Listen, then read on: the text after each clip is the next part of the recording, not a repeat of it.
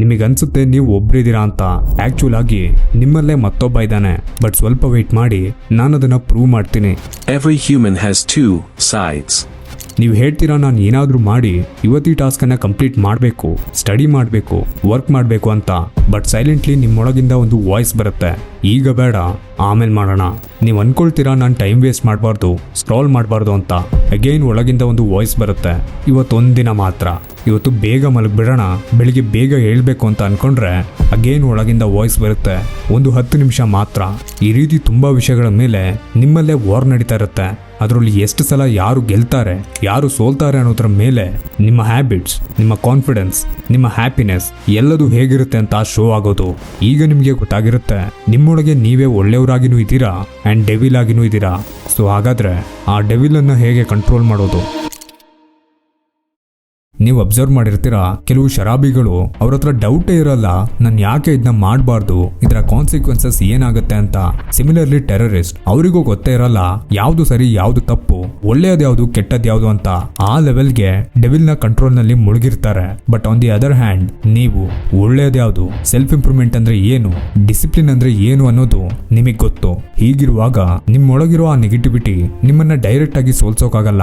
ಅದಕ್ಕೆ ಅದೊಂದು trick use ಮಾಡುತ್ತೆ, ಫೇಕ್ ಲಾಜಿಕ್. ಇಲ್ಲಿ ಡೆವಿಲ್ನ strength emotions and positive version strength logic. But ಇವೆರಡರ ವೀಕ್ನೆಸ್ ಕೂಡ ಅದೇನೆ. ಡೆವಿಲ್ ಲಾಜಿಕ್ ಅನ್ನ ಯೂಸ್ ಮಾಡ್ಕೊಂಡು ನಮ್ಮಿಂದ ಕೆಟ್ಟದನ್ನ ಮಾಡ್ಸೋಕೆ ಒಳ್ಳೆಯ ರೀಸನ್ ಅನ್ನ ಯೂಸ್ ಮಾಡುತ್ತೆ. ಫಾರ್ ಎಕ್ಸಾಂಪಲ್, ನಾನು ಈಗ ವಿಡಿಯೋ ಎಡಿಟ್ ಮಾಡಬೇಕು, ಆಗ ವಾಯ್ಸ್ ಬರುತ್ತೆ, ಊಟ ಮಾಡಿ ಮಾಡೋಣ, ಈಗ ಮೂಡಿಲ್ಲ ಅಂದ್ರೆ ವಿಡಿಯೋ ಚೆನ್ನಾಗಾಗಲ್ಲ, ನಾಳೆ ಮಂಡೇ, ನಾಳೆ ಪಕ್ಕ ಮಾಡೋಣ ಅಂಡ್ ಸೋ ಆನ್. ನಮಿಗೂ ಅನ್ಸುತ್ತೆ ಇದು ಸರಿನೇ ಅಲ್ವಾ ಅಂತ. ಬಟ್ ಅದು ಏನ್ ಹೇಳಲ್ಲ ಅಂದ್ರೆ, ಊಟ ಮಾಡಿದ್ದು ನೀವು ಮಾಡಲ್ಲ, ಮೂಡ್ ಇದ್ರೂ ನೀವು ಮಾಡಲ್ಲ, ಮಂಡೆನೂ ನೀವು ಮಾಡಲ್ಲ, ನಿಮ್ಮ ವರ್ಕ್ ಹಾಗೆ ಉಳಿದಿರುತ್ತೆ. ನೀವು ಏನೇ ಮಾಡೋಕ್ ಹೋದ್ರೂ ಒಂದು ಫೇಕ್ ಲಾಜಿಕ್ ರೀಸನ್ ಅನ್ನ ಕೊಟ್ಟು ನಿಮ್ಮನ್ನ ಕನ್ವಿನ್ಸ್ ಮಾಡೇ ಮಾಡುತ್ತೆ. ನಿಮ್ಮ ಎನಿಮಿ ಸ್ಮಾರ್ಟ್ಫೋನ್ ಅಲ್ಲ, ಲೇಜಿನೆಸ್ ಅಲ್ಲ, ಪ್ರೊಕ್ರಾಸ್ಟಿನೇಷನ್ ಅಲ್ಲ, ನಿಮ್ಮಲ್ಲೇ ಇರುವಂತ ಆ ಶೈತಾನ್. ಇದರ ಇಂಪ್ಯಾಕ್ಟ್ ಅನ್ನ ಕಮ್ಮಿ ಮಾಡೋಕೆ ಅಂಡ್ ಪಾಸಿಟಿವ್ ಪರ್ಸನ್ ಅನ್ನ ಸ್ಟ್ರಾಂಗ್ ಮಾಡೋಕೆ ಹೆಲ್ಪ್ ಆಗುತ್ತೆ ಈ 3 ರೂಲ್ಸ್. ಪ್ರತಿದಿನ ನೀವು ಮತ್ತೆ ನಿಮ್ಮೊಳಗಿರೋ ಪಾಸಿಟಿವ್ ಪರ್ಸನ್ ಆ ಡೆವಿಲ್ ಹೇಳ್ತಾ ಇದ್ದಿದ್ದನ್ನೆಲ್ಲ ಮಾಡ್ತಾ ಬರ್ತಾ ಇದ್ರಿ. ಬಟ್ ಇನ್ಮೇಲೆ ಹಾಗಲ್ಲ. ಆ ವಾಯ್ಸ್ ಬಂದಿದ್ದೆ ಅದಕ್ಕೆ ಉಲ್ಟಾ ಆಕ್ಷನ್ ತಗೊಳ್ಬೇಕು. ಫಾರ್ ಎಕ್ಸಾಂಪಲ್, ನೀವೊಂದು ಟಾಸ್ಕ್ ಅನ್ನ ಕಂಪ್ಲೀಟ್ ಮಾಡಬೇಕು, ಆಗ ಆ ವಾಯ್ಸ್ ಬರುತ್ತೆ, ಒಂದು 10 ನಿಮಿಷ ಬಿಟ್ಟು ಮಾಡೋಣ ಅಂತ. ಆ ವಾಯ್ಸ್ ಬಂದಿದ್ದೆ ನೀವು ಆ ಟಾಸ್ಕ್ ಅನ್ನ ಮಾಡೋಕೆ ಸ್ಟಾರ್ಟ್ ಮಾಡಿ, ಅದನ್ನ ಚಾಲೆಂಜ್ ಮಾಡಬೇಕು. ರಿಲ್ಯಾಕ್ಸ್ ಮಾಡು ಅಂದ್ರೆ ಆಗ್ಲೇ ವರ್ಕ್ ಮಾಡೋಕೆ ಕೂರ್ಬೇಕು. ಓದೋದಕ್ಕೆ ಮೂಡಿಲ್ಲ ಅಂದ್ರೆ ಆಗ್ಲೇ ಓದ್ಬೇಕು. ಏನೇ ರೀಸನ್ ಕೊಟ್ರು ಇದನ್ನ ನಾನು ತುಂಬಾ ಸಲ ಕೇಳಿದ್ದೀನಿ ಅಂತ ಆಗ್ಲೇ ಮಾಡ್ಬೇಕು. ಇದೆ ದ ರಿವರ್ಸ್ ಎಫೆಕ್ಟ್. ಈಗಲೂ ನಿಮಗೆ ಒಂದು ವಾಯ್ಸ್ ಬರ್ತಾ ಇರುತ್ತೆ, ಇದೆಲ್ಲ ಬರೀ ಒಂದು ಮೋಟಿವೇಶನ್ ನ ಸ್ಪಾರ್ಕ್ ಅಷ್ಟೇ, ಇದರಿಂದ ಏನೂ ಆಗಲ್ಲ ಅಂತ. ಬಟ್ ಥಿಂಕ್ ಮಾಡಿ, ಈ ರೀತಿ ನಿಮ್ಮ ಹತ್ರ ಯಾರು ಹೇಳ್ತಾ ಇರೋದು, ಹಿ ಈಸ್ ಸೋ ಕ್ಲೆವರ್. ನೀವು ಆ ವಾಯ್ಸ್ಗೆ ವಿರುದ್ಧ ಹೋದ್ರೆ ಅದಕ್ಕೆ ಶಾಕ್ ಆಗುತ್ತೆ ಅಂಡ್ ತುಂಬಾ ಇರಿಟೇಟ್ ಮಾಡುತ್ತೆ. ಅದರಿಂದನೇ ಅದು ತುಂಬಾ ಕಂಟ್ರೋಲ್ ಮಾಡೋಕ್ಕೂ ಟ್ರೈ ಮಾಡುತ್ತೆ. ಬಟ್ 1 ವೀಕ್ ನೀವು ನಿರಾಕರಿಸಿದ್ರೆ ಅದು ತುಂಬಾ ವೀಕ್ ಆಗ್ಬಿಡುತ್ತೆ.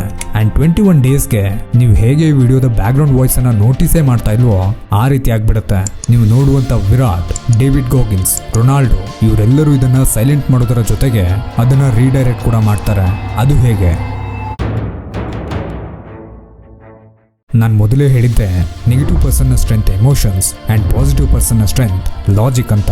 ನೆಗೆಟಿವ್ ಪರ್ಸನ್ ಹೇಗೆ ಲಾಜಿಕ್ ಅನ್ನ ಯೂಸ್ ಮಾಡಿಕೊಂಡು ನಮ್ಮನ್ನ ಸೋಲಿಸ್ತಾ ಇದ್ನೋ ಅದೇ ರೀತಿ ನೀವಿಲ್ಲಿ ಎಮೋಷನ್ಸ್ ಅನ್ನ ಯೂಸ್ ಮಾಡಬೇಕಾಗುತ್ತೆ ಅದನ್ನ ಸೋಲ್ಸೋಕೆ. ನೀವು ಏನನ್ನ ಮಾಡ್ಬೇಕಂತ ಇದ್ದೀರೋ, ಲೈಕ್ ಸ್ಟಡಿ ಮಾಡೋದು, ಬ್ಯಾಡ್ ಹ್ಯಾಬಿಟ್ಸ್ನ ಕ್ವಿಟ್ ಮಾಡೋದು ಎಕ್ಸೆಟ್ರಾ, ಅದನ್ನೆಲ್ಲ ಪ್ರತಿದಿನ ಫುಲ್ ಎನರ್ಜಿಯಿಂದ ಫೀಲ್ ಮಾಡ್ತಾ ವಿಜುವಲೈಸ್ ಮಾಡಬೇಕು ವಿತ್ ಎಮೋಷನ್ಸ್. ಡೆಫಿನೆಟ್ಲಿ ಇದರ ರಿಸಲ್ಟ್ ಆಸಮ್ ಆಗಿ ಇರುತ್ತೆ. ಫಾರ್ ಎಕ್ಸಾಂಪಲ್, ನೀವು ವಾಕ್ ಮಾಡ್ತಾ ಇದ್ದೀರಾ ಅಂಡ್ ಸಡನ್ಲಿ ನೀವು ವಿಜುವಲೈಸ್ ಮಾಡಿ ನಾನೇ ಬೆಸ್ಟ್, ನಾನೇ ಸೂಪರ್ ಕಾನ್ಫಿಡೆಂಟ್ ಅಂತ. ನಿಮಗೆ ಗೊತ್ತಿಲ್ಲದೆ ನಿಮ್ಮ ಬಾಡಿ ಕಾನ್ಫಿಡೆಂಟ್ ಆಗಿ ವಾಕ್ ಮಾಡುತ್ತೆ. ಇದರಿಂದ ನೀವು ಯಾವುದೇ ಹ್ಯಾಬಿಟ್ ಅನ್ನ ಬೇಕಾದ್ರೂ ಚೇಂಜ್ ಮಾಡಬಹುದು. ಜಸ್ಟ್ ನಿಮ್ಮ ಕಣ್ಣನ್ನು ಮುಚ್ಚಿ ಆ ವರ್ಕ್ ಅನ್ನ ನೀವು ಆಲ್ರೆಡಿ ಮಾಡ್ತಾ ಇದ್ದೀರಾ ಅಂತ ವಿಜುವಲೈಸ್ ಮಾಡಿ. ಇದರ ಜೊತೆಗೆ ನೆಕ್ಸ್ಟ್ ಟ್ರಿಕ್ ಅನ್ನ ಆಡ್ ಮಾಡಿದ್ರೆ ತುಂಬಾ ಸಲ ಏನಾಗುತ್ತಂದ್ರೆ, ನೀವು ಎಷ್ಟೇ ಪಾಸಿಟಿವ್ ಆಗಿ ವಿಜುವಲೈಸ್ ಮಾಡಿದ್ರು ನಿಮಗೆ ಗೊತ್ತಿಲ್ಲದೆ ನಿಮ್ಮ ಬಾಡಿ ಆಟೋ ಪೈಲಟ್ ಮೋಡ್ಗೆ ಸ್ವಿಚ್ ಆಗುತ್ತೆ. ಅದನ್ನ ನೀವು ನೋಟಿಸೇ ಮಾಡೋಕ್ಕಾಗಲ್ಲ. ಫಾರ್ ಎಕ್ಸಾಂಪಲ್, ನೀವು ಆನ್ಲೈನ್ ಕ್ಲಾಸ್ ಕೇಳಿಸ್ಕೊಳ್ತಾ ಇದ್ದೀರಾ, ಆದ್ರೆ ಮೈಂಡ್ ನಲ್ಲಿ ರೀಲ್ಸ್ ನ ಟ್ರೆಂಡಿಂಗ್ ಸಾಂಗ್ಸ್ ಓಡ್ತಾ ಇರುತ್ತೆ. ವರ್ಕ್ ಮಾಡ್ತಾ ಇದ್ದೀರಾ, ಆದ್ರೆ ಮೈಂಡ್ ನಲ್ಲಿ ಮೀಮ್ಸ್ ಹೋಗ್ತಾ ಇದೆ. ಈ ವಿಡಿಯೋ ನೋಡ್ತಾ ಇರುವಾಗ್ಲೂ ಅಷ್ಟೇ ನಿಮಗೆ 1000 ಥಾಟ್ಸ್ ಬಂದಿರುತ್ತೆ. ಒಂದು ಟೈಮ್ ಆದ್ಮೇಲೆ ನೀವೇ ಇರಿಟೇಟ್ ಆಗ್ತೀರಾ. ಇದು ಯಾಕಂದ್ರೆ ನೀವಲ್ಲಿ ಪ್ರೆಸೆಂಟೇ ಇಲ್ಲ. ಈಗ ಸಡನ್ ಆಗಿ ನಿಮ್ಮ ಹತ್ರ ನೀವೇ ಕೇಳಿ, ನೀನೇನ್ ಥಿಂಕ್ ಮಾಡ್ತಾ ಇದೀಯಾ ಅಂತ. ಆಗ ಇಬ್ರು ಸೈಲೆಂಟ್ ಆಗ್ತಾರೆ.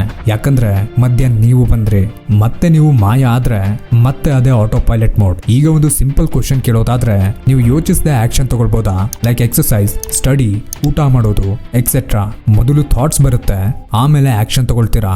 ಅದಕ್ಕೆ ನೀವು ಮಿಡಲ್ ಮ್ಯಾನ್ ಆಗಿ ಎಚ್ಚರವಾಗಿ ಇರೋದು ಇಂಪಾರ್ಟೆಂಟ್. ಆಗ ನಿಮಗೆ ಎಲ್ಲದೂ ಇನ್ಸ್ಟೆಂಟ್ ಆಗಿ ಆಗೋ ರೀತಿ ಅನ್ಸಲ್ಲ, ಎಲ್ಲ ಸ್ಲೋ ಆಗಿ ಫೀಲ್ ಆಗುತ್ತೆ. ನೀವು ಕ್ಲಿಯರ್ ಆಗಿ ಡಿಫ್ರೆನ್ಶಿಯೇಟ್ ಮಾಡಿ ಆಕ್ಷನ್ ಚೂಸ್ ಮಾಡ್ತೀರಾ. ಅದಕ್ಕೆ ಬೆಸ್ಟ್ ಥಿಂಗ್ ಅಂದ್ರೆ ಮೆಡಿಟೇಷನ್. ದಿನಕ್ಕೆ ಒಂದು ಸಲನಾದ್ರೂ ಒಂದು 15 ನಿಮಿಷ ಮೆಡಿಟೇಷನ್ ಮಾಡೋಕೆ ಟ್ರೈ ಮಾಡಿ. ಅಫ್ಕೋರ್ಸ್ ನಿಮ್ಮ ಮನಸ್ಸು ಡಿಸ್ಟ್ರಾಕ್ಟ್ ಆಗುತ್ತೆ, ನೀವೇ ಅದನ್ನ ಮತ್ತೆ ಕರ್ಕೊಂಡು ಬರ್ಬೇಕು. ನೀವು ಇದನ್ನ ಪ್ರಾಕ್ಟೀಸ್ ಮಾಡಿದಷ್ಟು ಕಾನ್ಶಿಯಸ್ ಆಗ್ತಾ ಹೋಗ್ತೀರಾ, ಡಿಸಿಷನ್ಸ್ ಅನ್ನ ಕ್ಲಿಯರ್ ಆಗಿ ತಗೊಳ್ತೀರಾ. ಇದನ್ನ ಅಟ್ಲೀಸ್ಟ್ 14 ದಿನ ಟ್ರೈ ಮಾಡಿ. ಅಂಡ್ ಮಾಡ್ತೀರಾ ಅಂದ್ರೆ ನೀವು ಕಾಂಕರ್ ಮಾಡಬೇಕು ಅನ್ಕೊಂಡಿರೋ ಹ್ಯಾಬಿಟ್ ಅನ್ನ ಕಮೆಂಟ್ ನಲ್ಲಿ ಮೆನ್ಷನ್ ಮಾಡಿ. ಅಂಡ್ ಇದೇ ರೀತಿ ವಿಜುವಲೈಸೇಷನ್ ನಿಜವಾಗ್ಲೂ ಯಾವ ರೀತಿ ವರ್ಕ್ ಆಗುತ್ತೆ ಅನ್ನೋದಕ್ಕೆ ನಮ್ಮ ಚೈಲ್ಡ್ಹುಡ್ ಅನ್ನ ಮೆಮೊರಬಲ್ ಆಗಿಸಿದಂತ ಬಿಯರ್ ಗ್ರಿಲ್ಸ್ ಅವರ ಈ ಮೆಂಟಲ್ ಟಫ್ನೆಸ್ ನ ಸ್ಟೋರಿ ನಿಮ್ಗೆ ಎಕ್ಸಾಂಪಲ್ ಅಂಡ್ ಯೂಸ್ಫುಲ್ ಆಗಿರುತ್ತೆ. ಹೋಗಿ ನೋಡಿ.